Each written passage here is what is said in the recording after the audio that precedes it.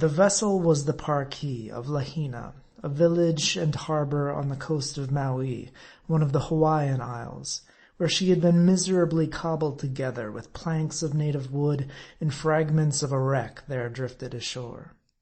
Her appellative had been bestowed in honor of a high chief, the tallest and goodliest-looking gentleman in all the Sandwich Islands. With a mixed European and native crew, about 30 in number, but only 4 whites in all, captain included, the Parki, some 4 months previous, had sailed from her port on a voyage southward, in quest of pearls and pearl oyster shells, sea slugs, and other matters of that sort. Samoa, a native of the Navigator Islands, had long followed the sea and was well versed in the business of oyster diving and its submarine mysteries. The native Lahanese on board were immediately subordinate to him, the captain having bargained with Samoa for their services as divers. The woman, Annatoo, was a native of a far-off anonymous island to the westward, whence, when quite young, she had been carried by the commander of a ship, touching there on a passage from Macao to Valparaiso.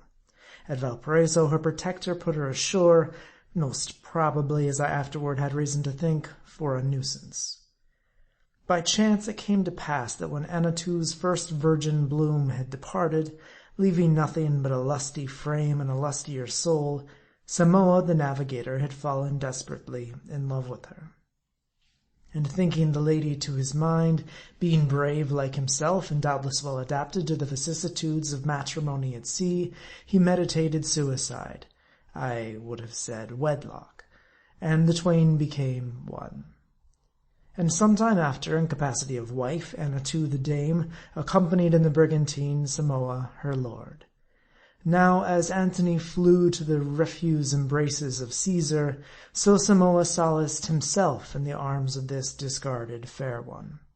And the sequel was the same, for not harder the life of Cleopatra led my fine frank friend, poor Mark, than Queen Annatoo did leave this captive of her bow and her spear. But all in good time. They left their port, and crossing the tropic and the line, fell in with a cluster of islands where the shells they sought were found in round numbers. And here, not at all strange to tell, besides the natives they encountered a couple of cholos, or half-breed Spaniards, from the main, one half Spanish, the other half quartered between the wild Indian and the devil, a race that from Valdivia to Panama are notorious for their unscrupulous villainy.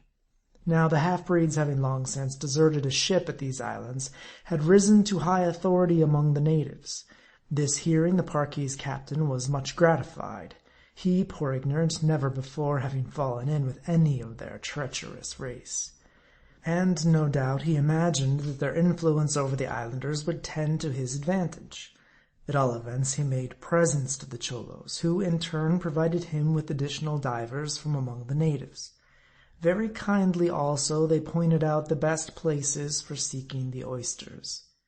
In a word, they were exceedingly friendly, often coming off to the brigantine and sociably dining with the captain in the cabin, placing the salt between them and him.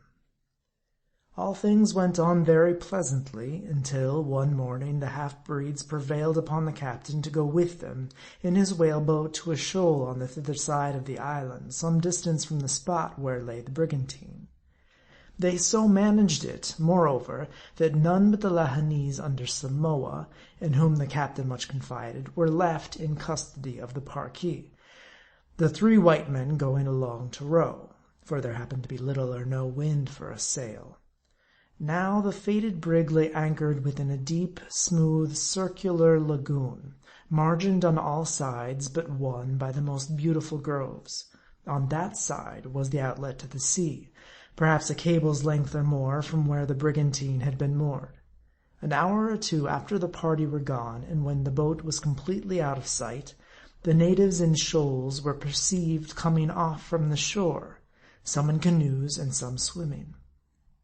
The former brought breadfruit and bananas, ostentatiously piled up in their proas. The latter dragged after them long streams of coconuts, for all of which, on nearing the vessel, they clamorously demanded knives and hatchets in barter. From their actions, suspecting some treachery, Samoa stood in the gangway and warned them off, saying that no barter could take place until the captain's return. But presently one of the savages stealthily climbed up from the water and, nimbly springing from the bobstays to the bowsprit, darted a javelin full at the foremast where it vibrated. The signal of blood. With terrible outcries, the rest, pulling forth their weapons, hitherto concealed in the canoes or under the floating coconuts, leaped into the low chains of the brigantine, sprang over the bulwarks, and with clubs and spears attacked the aghast crew with the utmost ferocity. After one faint rally, the Lahinese scrambled for the rigging, but to a man were overtaken and slain. At the first alarm, Anna too, however, had escaped to the foretop gallant yard, higher than which she could not climb, and whither the savages durst not venture. For, though after their nuts these Polynesians will climb palm trees like squirrels, yet at the first blush they decline the ship's mast like Kennebec farmers. Upon the first token of an onslaught, Samoa, having rushed toward the cabin scuttle for arms, was there fallen upon by 2 young savages.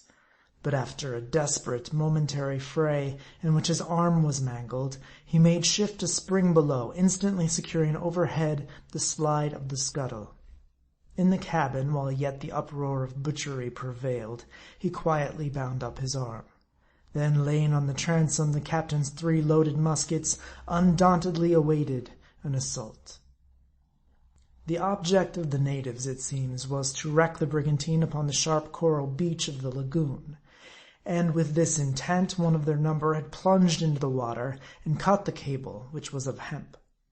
But the tide ebbing cast the Parki's head seaward, toward the outlet, and the savages, perceiving this, clumsily boarded the foretack and hauled aft the sheet, thus setting after a fashion the foresail previously loosed to dry. Meanwhile a gray-haired old chief stood calmly at the tiller, endeavoring to steer the vessel shoreward, but not managing the helm aright, the brigantine, now gliding apace through the water, only made more way toward the outlet. Seeing which, the ringleader, 6 or 8 in number, ran to help the old graybeard at the helm. But it was a black hour for them. Of a sudden, while they were handling the tiller, 3 muskets were rapidly discharged upon them from the cabin skylight. 2 of the savages dropped dead. The old steersman, clutching wildly at the helm, fell over it mortally wounded. And in a wild panic at seeing their leaders thus unaccountably slain, the rest of the natives leaped overboard and made for the shore. Hearing the splashing, Samoa flew on deck, and beholding the foresail set, and the brigantine heading right out to sea, he cried out to Annatoo, still aloft, to descend the topsail yard, and loose the canvas there. His command was obeyed. Annatoo deserved a gold medal for what she did that day. Hastening down the rigging, after loosing the topsail, she strained away at the sheets, in which operation she was assisted by Samoa, who snatched an instant from the helm. The foresail and foretopsail were now tolerably well set, and as the craft drew seaward, the breeze freshened, and well that it did, for, recovered from their alarm, the savages were now in hot pursuit, some in canoes, and some swimming as before. But soon the main topsail was given to the breeze, which, still freshening, came from over the quarter, and with this brave show of canvas the Parki made gallantly for the outlet, and loud shouted Samoa as she shot by the reef, and parted the long swells without. Against these the savages could not swim, and at that turn of the tide, paddling a canoe therein was almost equally difficult. But the fugitives were not yet safe. In full chase now came in sight the whaleboat manned by the Cholos and 4 or 5 islanders, whereat, making no doubt that all the whites who left the vessel that morning had been massacred through the treachery of the half-breeds, and that the capture of the brigantine had been premeditated, Samoa now saw no other resource than to point his craft dead away from the land. Now on came the devils, buckling to their oars. Meantime Annatoo was still busy aloft, loosing the smaller sails, t'gallants and royals, which she managed partially to set. The strong breeze from astern now filling the ill-set sails, they bellied and rocked in the air like balloons, while from the novel strain upon it every spar quivered and sprung. And thus, like a frightened gull fleeing from sea-hawks, the little Parki swooped along and bravely breasted the brine. His shattered arm in a hempen sling, Samoa stood at the helm, the muskets reloaded and planted full before him on the binnacle. For a time, so badly did the brigantine steer, by reason of her ill-adjusted sails, made still more unmanageable by the strength of the breeze, that it was doubtful, after all, notwithstanding her start, whether the fugitives would not yet fall a prey to their hunters. The craft wildly yawed, and the boat drew nearer and nearer. Maddened by the sight, and perhaps thinking more of revenge for the past than of security for the future, Samoa, yielding the helm to Annatoo, rested his muskets on the bulwarks, and taking long, sure aim, discharged them one by one at the advancing foe. The 3 reports were answered by loud jeers from the savages, who brandished their spears and made gestures of derision, while with might and main the Cholos tugged at their oars. The boat still gaining on the brigantine, the muskets were again reloaded, and as the next shot sped, there was a pause, when, like lightning, the headmost Cholo bounded upwards from his seat, and oar in hand fell into the sea. A fierce yell, and one of the natives, springing into the water, caught the sinking body by its long hair, and the dead and the living were dragged into the boat. Taking heart from this fatal shot, Samoa fired yet again, but not with the like sure result, merely grazing the remaining half-breed, who, crouching behind his comrades, besought them to turn the boat round and make for the shore. Alarmed at the fate of his brother, and seemingly distrustful of the impartiality of Samoa's fire, the pusillanimous villain refused to expose a limb above the gunwale. Fain now would the pursuers have made good their escape, but an accident forbade. In the careening of the boat, when the stricken Cholo sprung overboard, 2 of their oars had slid into the water, and together with that death gripped by the half-breed, were now floating off, occasionally lost to view as they sunk in the trough of the sea. 2 of the islanders swam to recover them, but frightened by a whirring of a shot over their heads, as they unavoidably struck out towards the Parki, they turned quickly about, just in time to see one of their comrades smite his body with his hand as he received a bullet from Samoa.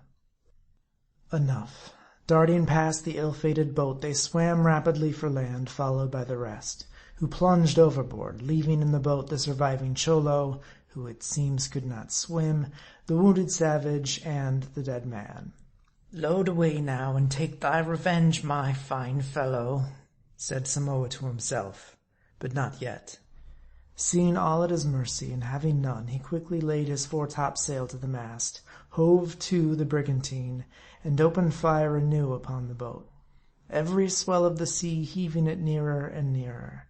Vain all efforts to escape. The wounded man paddled wildly with his hands, the dead one rolled from side to side, and the Cholo, seizing the solitary oar, in his frenzied heedlessness, spun the boat round and round, while all the while shot followed shot, Samoa firing as fast as Annatoo could load. At length both Cholo and savage fell dead upon their comrades, canting the boat over sideways, till well nigh awash, in which manner she drifted off. End of chapter 22.